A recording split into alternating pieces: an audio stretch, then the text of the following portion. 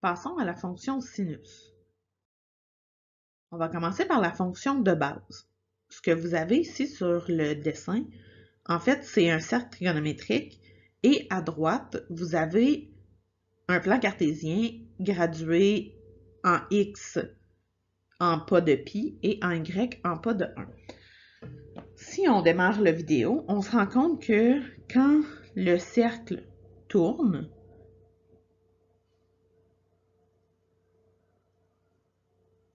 si on met ça sur un axe horizontal, on peut se rendre compte que la fonction avance en faisant des cycles.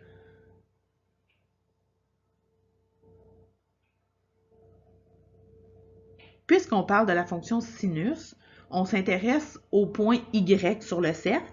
Donc, le y de la fonction est le y du point et le x correspond à l'angle en radians. Ici, on parle de f de x est égal à sinus x. Ce qui est important de savoir dans notre fonction sinus, c'est que pour un cycle, qui est représenté dans le rectangle suivant en orange, ce que vous voyez apparaître, on va appeler ça la période. Et dans l'autre sens, la hauteur de une vague, soit la moitié de la hauteur de mon rectangle, va correspondre à l'amplitude.